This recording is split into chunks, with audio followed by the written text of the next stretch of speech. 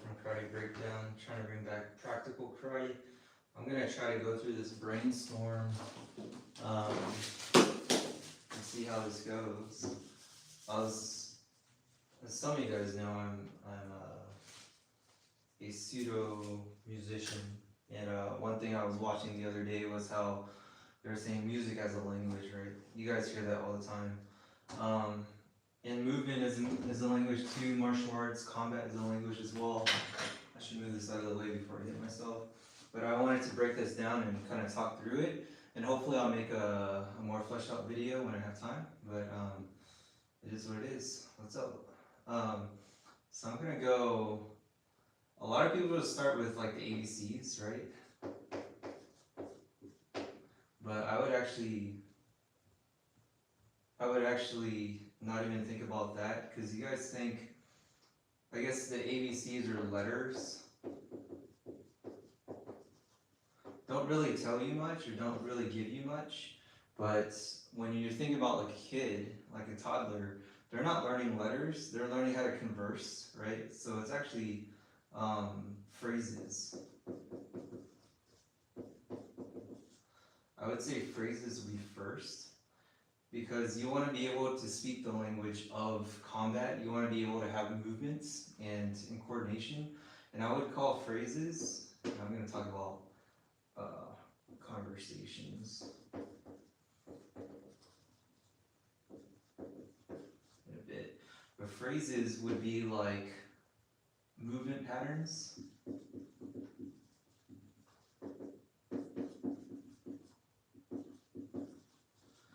That happen over and over again. So I can say common, right? Common movement patterns. And let me move this out of the way so I don't hit myself.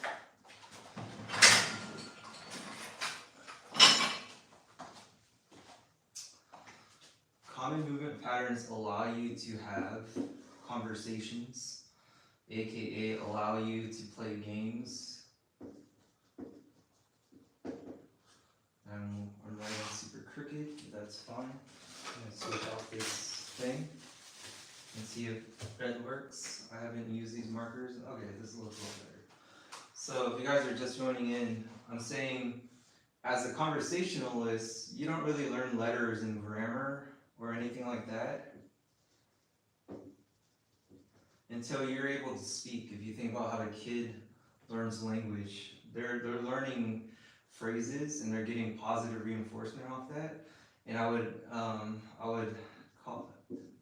analogize that, or the analogous to having common movement patterns and having conversations or being able to play games off of that, right? So as a martial artist, you're thinking, what's the first thing I should do? I should probably learn how to move and coordinate myself.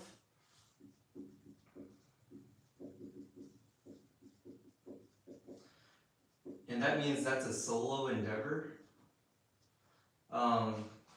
Kids, toddlers, they learn to stand up and walk, and then they learn to crawl, or they crawl, they try to stand up and walk, they fall over, but they're not really trying to like race against somebody. It's still very much in their own world. They're trying to discover things, and they're looking to try to pull themselves up and see more things. So solo coordination drills would probably be number one, and for us karate guys, that would be kata, right? And how long you spend on kata really depends on your own development. But just like the kid, just like the language, you need a mechanism that punishes you for being wrong, right? So a mechanism that punishes you for being wrong. That's kind of where kata breaks down. And I was trying to think through this, and this is all brainstorming, I'm talking out loud. But where kata breaks down is when people just do kata, they're learning a movement pattern, but if you're not hypercritical on why you're doing that movement or what that movement is for, then you can learn bad habits. You can learn things improperly, right? So kata is a double-edged sword in that sense. I'm gonna go DES. I'm gonna see if I remember what I mean by that double-edged sword. In the sense that you get to do coordination drills, but you're not getting punished if you do them wrong. So that means as an individual, as a martial artist, you need to be hypercritical and hyper aware of your movement and what you're doing and be able to self-correct. And that's completely that's a hard ask for an advanced person. That's an extremely hard ask that are nearly impossible for a brand new person. So day one, white belt, I would even take this one step back and say, don't even learn specific movement patterns. Just learn how to be coordinated and understand your own body. That's why we always, back in karate culture, me and Aaron would always talk about gymnastics, right? Body weight drills, animal drills.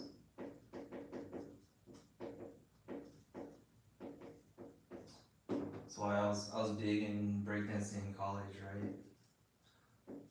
BRKDNC, breakdance. All these, any of these, are good ways to create coordination. That's universal coordination, being able to dance. You know, a lot of boxing champions, Bruce Lee was a cha-cha champion, right? So being able to control your body in three-dimensional space and make it do whatever you want it to do, that's super important. And that's gonna build coordination so that when you apply it to a specific tool or a specific template, and for us that template is kata, then it comes out a lot easier, right? I was lucky enough to grow up to like climbing trees and doing breakdancing and pseudo gymnastics, right? So that when I learned the forms, it was kind of like an easier version of what I was doing already. I just really had to memorize patterns, and in doing that, I was able to incorporate the katas in a more combative sense quicker, right? So coordination drills, solo drills, katas, and then the conversations or the games is how you get punished. And I say punished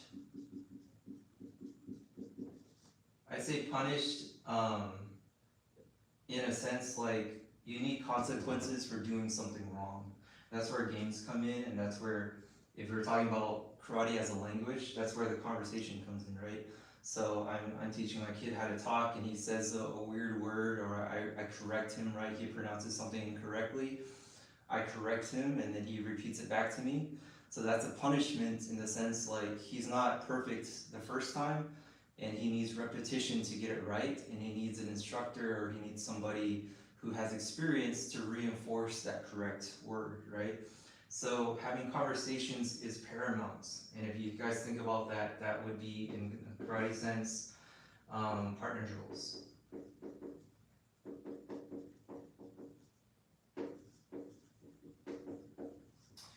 And then of course it would go down to sparring, right?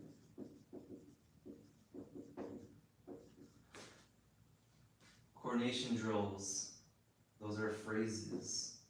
It goes to punishment, which are conversations and games, which are partner drills. And then you go to sparring. And sparring in the language sense is being able to have an argument and back up your statements, right? So sparring is like an argument.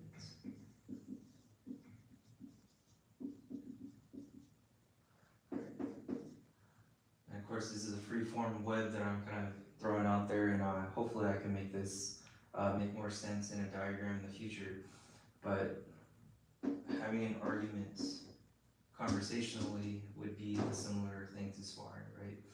And then if you think about all this in terms of language in karate, then there are arguments or phrases that work every single time. I'm thinking about sales, right? Having a word track, having a script, having answers to anyone's rebuttal when they say, I don't want to buy this now, let me check back later, and then you're like, I agree with that, but let me get your contact information and let me call you back in a couple days. So it's like you're trying your best to keep the argument going or keep this conversation going and not be too pushy. In the same sense, you're trying in sparring, it's the same thing. You are trying to manage your breathing or managing your cardio while not being too aggressive and burning yourself out. You're having this back and forth type of thing, and And in doing so, when you lose a match, it's not the end of the world, right? So sparring would be conversation or games with higher stakes, right? Higher intensity, right?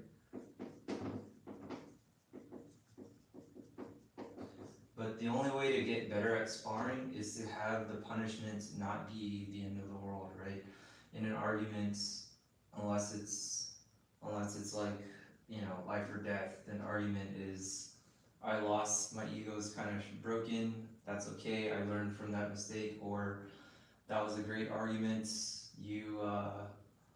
I changed my opinion to your opinion because you won that argument, right? So there's all these things where you learn from the sparring situation, you learn from the argument, you learn from the conversation, but it's not the end because it allows you to be repeatable, right? And I put infinity here because this is going to be the loop, right? And I think the biggest thing here, and I see it a lot, especially as I'm in the jiu-jitsu world a lot, I've been to gyms where the sparring can be injury, right? Can be the end of that argument, and you can't go back to the loop to do solo drills anymore. That's where it kind of gets, the ego kind of gets in the way and it kind of gets too competitive. So it's finding the balance between sparring intensely, and I always say without malicious intent, right? Maliciousness. And that's the big key. And I was talking about where karate guys kind of break down, right? We get the solo drills. If we don't get punished for it by having the right conversations, then the solo drills kind of just become the double-edged sword in the sense like it becomes the end all, and people start learning the wrong movement patterns and incorrectly. And what's interesting about this, one point I wanted to say is that this, at a higher level for combat, all of it should start sounding exactly alike, right? So an MMA guy should sound like a karate guy, should sound like a Tai Chi guy, should sound like a Taekwondo guy when they're doing this correctly and everyone's having the same feedback loop. What's happening in karate is like you're becoming unrelatable because the katas are not being tested properly.